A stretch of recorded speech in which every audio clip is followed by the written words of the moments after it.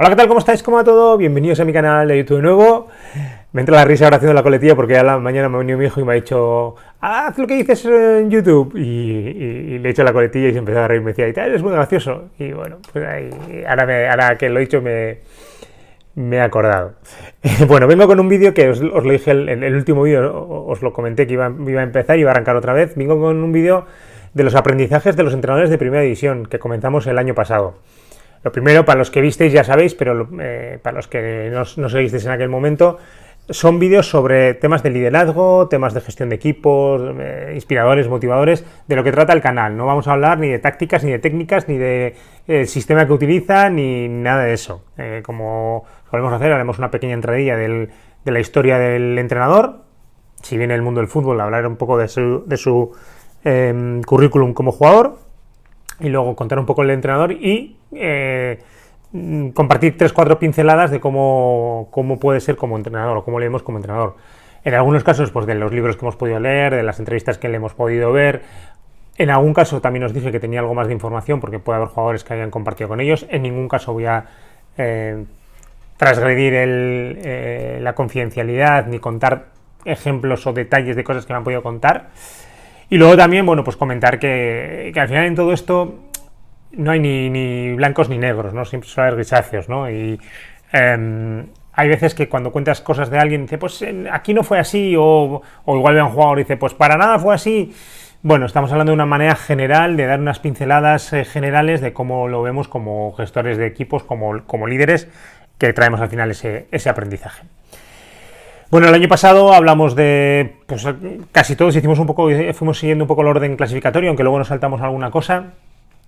Pero bueno, hablamos de los primeros entrenadores importantes de los equipos, pues hablamos de Ancelotti, campeón de la Liga, hablamos de Michel, del Girona, hablamos de Simeone, hablamos de Xavi Hernández, que además en aquel momento ya dijimos que veíamos dudas en su gestión del equipo. Hablamos de Imanol Alguacil, que también hablamos de sus ruedas de prensa, que estaban siendo un poco, pues cogidas con pinzas, y yo creo que no ha empezado muy diferente esta temporada. Hablamos de Valverde, hablamos de Pellegrini, y luego sí hablamos de Aguirre por la final de la Copa que tocaba, y también hablamos de Yagoba Arrasate, que se iba de Osasuna. Entonces, bueno, nos quedaron unos cuantos sin tocar, algunos que siguen y otros que no. Hay renovación en algunos banquillos.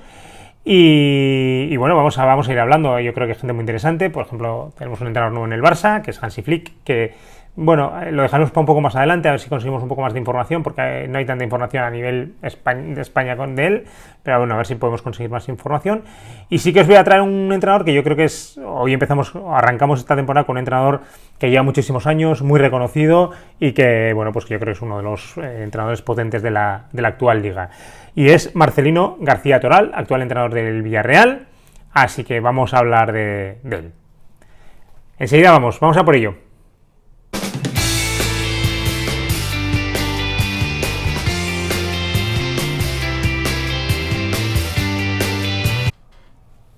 Marcelino García Toral, nuestro primer entrenador para analizar esta temporada 2024-2025. Como decíamos, actual entrenador del Villarreal, nacido el 14 de agosto del 65, o sea, ha cumplido hace unos días 59 años, en Asturias, en un pueblito muy pequeño, que como hemos dicho en varios entrenadores, al final los sitios donde naces te marcan, ¿no? de alguna manera, ¿no? Y yo creo que él en algún momento también lo ha compartido, ¿no? Que era nació en un pueblo tan pequeño, pues le había marcado de alguna manera. Resulta curioso porque yo le he escuchado en una entrevista que él nos ha considerado un jugador que haya llegado como a triunfar, ¿no? En el mundo del fútbol. Bueno, supongo que el tema de triunfar y del éxito es relativo en muchos casos. Depende, pues a quien le digas, para uno será una cosa triunfar y para otros otra. Bueno, yo creo que para mí, cualquier persona que haya llegado a jugar en primera división, pues ya me parece que está triunfando, ¿no? Entonces, yo creo que sí que ha triunfado, pero bueno, él sí que era un jugador que parecía que venía con mucha proyección, jugando en categorías inferiores, en la sub-16, sub-19, sub-20, y luego como que no llegó a explotar del todo, o no llegó a explotar todo lo que se esperaba de él. Bueno, debuta en primera división con el Sporting de Gijón, es un jugador creado en la cantera del Sporting, en la cantera de Mareo. Juega creo que en torno a 80 partidos en primera división con el Sporting. Ahí está desde la temporada 85 a la temporada 89. Luego se marcha al Racing de Santander, club en el que está un año y descienden. Está en segunda división ya aquí, descienden a segunda B. Se marcha al Levante, donde está 2 temporadas, que también desciende a segunda B, que es otras cosas que él ha comentado alguna vez que al final te marcan, ¿no? El hecho de ir a un equipo, estar jugando en primera división, vas a segunda, baja a segunda B, vuelves a otro equipo a segunda y baja a segunda B, pues termina marcando, ¿no? Y bueno, termina su carrera en el Elche, donde está también 2 temporadas y se retira por una lesión muy joven, creo que con cerca de 28 años, ¿no? Entonces, ¿es un jugador que ha triunfado? Para mí sí, un jugador que ya llega a primera división y juega 86 partidos, estoy viendo aquí, en primera división, para mí ya es una persona que ha conseguido ese éxito de poder llegar. Y luego en segunda división tiene otros de casi 200 partidos, bueno, un poco menos, pero bueno, entre primera y segunda tiene 200 partidos. Para mí es una persona que ha triunfado claramente, ¿no? A partir de ahí, bueno, empieza su trayectoria como entrenador. Es uno de los entrenadores que no parecía que tenía tan claro el ser entrenador, pero bueno, va cogiendo un poco, se saca los títulos y sí que parece que en sus últimas temporadas ya tenía más interés en saber lo que pasaba en el campo, etcétera. Y bueno, su primera experiencia como entrenador es en el Lealtad de Villaviciosa, cerca de donde él nació, en el concejo, creo que se dice, de Asturias, donde él ha nacido. Y es curioso, porque él cuenta una anécdota de cuando empieza a entrenar, le ofrecen coger el tercera división del Lealtad, y está 15 días y no se ve entrenando, no consigue transmitir lo que quiere, tiene dificultades para poder comunicar el juego que quiere trasladar, y él pensaba que viniendo del mundo del fútbol, pues que iba a ser relativamente sencillo pasar de jugar al banquillo y de transmitir las instrucciones o cómo quería jugar y cómo quería comunicarse, y no fue. Y esto me parece súper importante porque creo que es lo que les pasa a muchos jugadores que han sido jugadores profesionales de fútbol, ¿no? Que piensan que con haber jugado ya tienen una experiencia de haber vivido en un entorno para poder trasladarla a un equipo en el que ellos van a ser los líderes, que cambia sustancialmente la figura.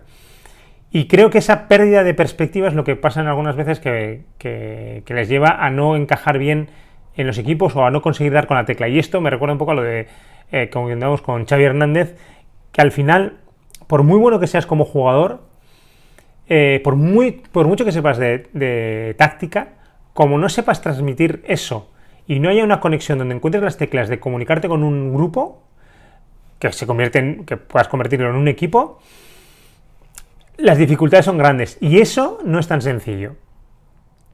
Quiero decir, al final, esto también pasa mucho en las empresas. Cuando decimos, bueno, vamos a promocionar a esta persona que es muy buena haciendo esto, lo vamos a promocionar, y luego resulta que no tiene dónde estar con las personas, no sabe gestionarlas, no tiene liderazgo. Entonces, todo eso hace que no haya por muy bueno que sea técnicamente, no consigue dar ese salto a poder ser un buen gestor o un buen líder.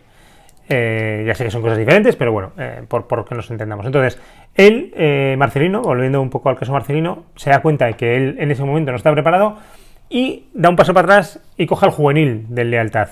Y allí está 2 años donde consigue tener como un espacio de prueba para poder poner en práctica, coger información, ir formándose, estudiar y poner en práctica con los jugadores lo que luego él quería poner en práctica. Ahí había un espacio donde podía, con gente de 16, 17, 18 años, podía llevar a la práctica cosas que luego podía llevar con gente más veterana, que al final va a ser un poco lo mismo, solo que las edades son diferentes, pero sí el hecho de cómo gestiono un equipo, qué cosas veo y cómo quiero entrenar, qué cosas quiero trabajar, cómo quiero que se trabajen.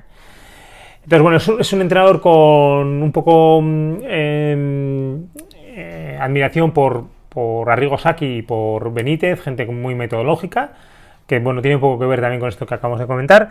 Ya cuando pasa esta época del juvenil, ya está en posición de coger al Lealtad, y es en 1997, creo que sube por primera vez con el equipo, el Lealtad sube a segunda B, le sube Marcelino y bueno, pues consigue ese ascenso de tercera a segunda B. Y ahí es bueno, empieza ahí su trayectoria. De ahí pasa al Sporting de Gijón, le llama un ex compañero suyo y le dice que a ver si se viene con él. Está con el filial tres temporadas, las 2 primeras en segunda B. Desciende al equipo a tercera división, o desciende el equipo a tercera división en la temporada 2001-2002, y el club, en vez de destituirle lo que sea, confía en él y le pasa y le hace seguir en el cargo en la temporada 2002-2003 en tercera, que no consiguen ascender, están a punto de ascender, pero no consiguen ascender. Y en la temporada siguiente, curiosamente, o sea, desciende al filial, se mantiene en el filial, y la temporada siguiente coge al primer equipo del Sporting de Gijón en segunda división. Está a punto de meterles en playoff, están ahí casi una muy buena temporada y terminan quintos. En la temporada que viene, la temporada siguiente sigue, termina noveno, de ahí ya pasa se va del Sporting y se va al Recreativo Huelva, donde consigue el ascenso en la temporada 2005-2006 de segunda a primera, y la temporada siguiente le mantiene en primera división con un meritorio octavo puesto, con un resultado espectacular de 0-3 en el Bernabéu, que fue un partido increíble. Termina en el Recreativo y se va al Racing de Santander, donde termina sexto en la temporada. Se va al Real Zaragoza, donde coge al equipo en segunda división y le asciende a primera división, su segundo ascenso de segunda a primera. La temporada siguiente empieza, pero bueno, le destituyen en la jornada 14. De ahí vuelve al Racing de Santander, donde está una temporada, da un salto de calidad en cuanto a entidad y se va al Sevilla en la temporada 2011-2012, donde también termina destituido. Ahí hay un momento crítico donde Monchi y él, bueno, ven que no han acertado en algunas decisiones, y luego veremos un poco algunas cosas que para Marcelino son importantes a la hora de entrenar. De ahí pasa, de un Sevilla, pasa al Villarreal en segunda división en la temporada 2012-2013, le asciende a primera división, y ahí está 3 temporadas que le mete en Europa al Villarreal en primera división, y en la última temporada le mete en la previa Champions. Y cuando va a arrancar la temporada siguiente, la 16-17, bueno, es destituido en agosto. En principio, y parece ser que por algunas peleas internas en el vestuario, tiene unas discusiones con algún jugador por algunos temas de indisciplina, y bueno, pues en esa posición, aunque él dice que en otros momentos la directiva sí se ha posicionado de su parte, pues en este caso parece que no, y le destituyen. Luego pasa de ahí va al Valencia, donde le mete 2 veces cuarto, y en la 2019-2020 también le echan, nada más empezar la temporada. Peter Lim, el actual propietario del Valencia, por unas declaraciones, también pues le destituye. De ahí pasa al Athletic, donde gana la Supercopa. No he dicho que con el Valencia ganó la Copa del Rey en 2019, que fue un poco curioso, ¿no? Llega el 2017, hace un equipo muy bueno, consigue la Copa del Rey en el año 2019, le habían metido a la previa a la Champions, y es cuando le destituyen, ¿no? Que fue algo que para él fue muy, muy duro. Va al Athletic, donde gana la Supercopa, y está 2 temporadas, y en el proceso de elecciones él se desvincula del Athletic. Parecía que prácticamente yo creo que se presentan 3 candidaturas, creo que las 3 casi querían que siguiera, pero al final él decide apartarse.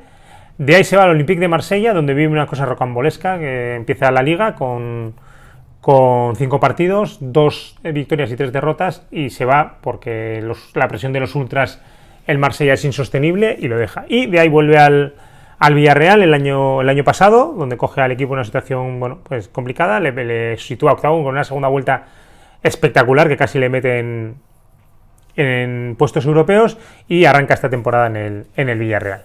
Bueno, esta es la trayectoria, un poco larga la he contado, pero eso es la trayectoria larga. Trofeo Miguel Muñoz a mejor entrenador que da el periódico Marca en 2007 y 2018 en primera división, y en 2009 en segunda división. 2 títulos en su haber, el del Valencia y el del Athletic, y luego bueno, un campeonato de segunda división con el Recreativo de Huelva, y el ascenso, bueno, también como campeón de tercera división del Lealtad. Bueno, Marcelino yo creo que es un caso curioso. Bueno, es un entrenador que yo creo que, volvemos a lo mismo, es un entrenador de éxito para mí totalmente. Ha estado en muchos sitios, es verdad que ha salido de muchos sitios por cosas casi más extradeportivas que deportivas, más fuera de lo que es el propio fútbol que por ahí, pues en el Valencia por Peter Lim, en el Villarreal también por una dificultad en el vestuario. Bueno, pues ahí hay varias situaciones. Y bueno, Marcelino es una persona... vamos a meternos en un pequeño charco. Yo a mucha gente le he escuchado decir que no le cae muy bien Marcelino. Tuvo un momento crítico, no me acuerdo en qué temporada estaba en el Villarreal. El Villarreal no se jugaba nada. Bueno, justo antes de que le destituyeran, la temporada antes que le destituyeran en Valencia, o en Villarreal.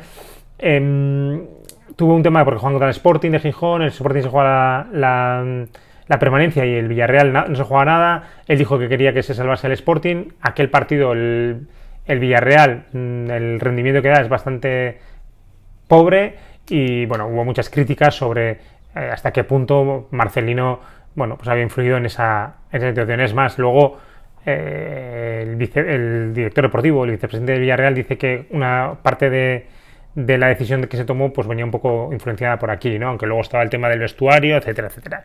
Entonces, es una persona que yo creo que en los sitios que está cala, en los sitios que no está genera un poquito de, no sé, si de antipatía, rechazo, entre comillas. Es un poco lo que mi percepción desde fuera. A mí me parece una persona seria, una persona tranquila.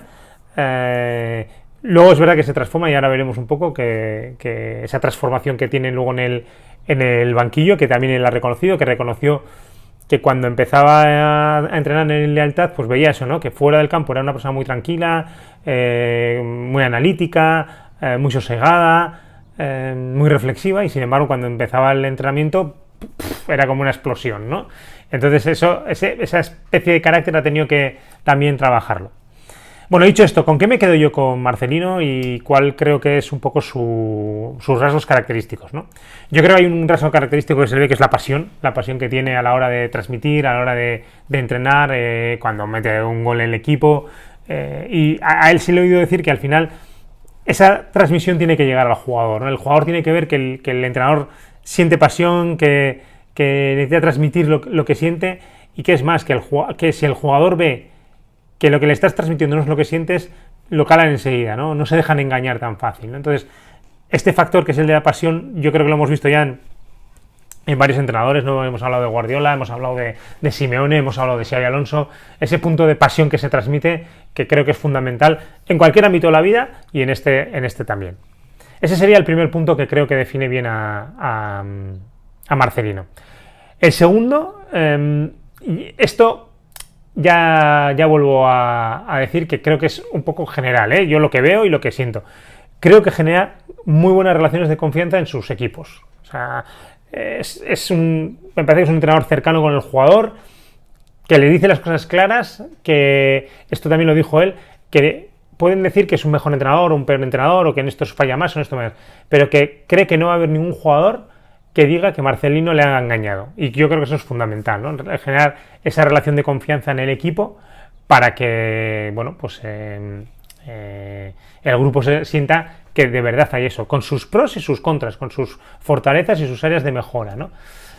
Como siempre habrá un jugador que salga y diga, pues a mí me pasó esto, pero en general yo creo que esto es una característica relevante de Marcelino. Siguiente punto que creo que tiene mucho que ver con el tema de la confianza es el trabajo. Creo que es un entrenador, como hemos hablado de sus un poco referentes, muy metódico, con mucho análisis de los partidos. Él ha comentado que al trabajar muy bien el partido le da seguridad para luego poder ir a transmitir a los jugadores lo que cree que necesita ese partido, lo que ellos necesitan y lo que cree que el otro equipo va a proponer. Y eso al final también genera esa relación de confianza. Si ves que tu entrenador está preparado, que lo que te transmite es una información buena, ese trabajo está bien hecho, y le ves que es trabajador en ese sentido, pues creo que al final genera confianza. Bueno, llevamos pasión, llevamos relaciones de confianza, llevamos el tema del trabajo. Unido un poco al trabajo, el tema del equipo. Es verdad que él cuando empieza a entrenar pues son 2, pero luego ha ido creciendo su equipo y lo ha ido manteniendo, y siempre ha trasladado la importancia del equipo de trabajo, ¿no? Muchas veces cuando le oyes en las entrevistas habla en plural, no habla en singular, y yo creo que eso ya es un indicador de cómo siente que no es él, sino es un cuerpo técnico.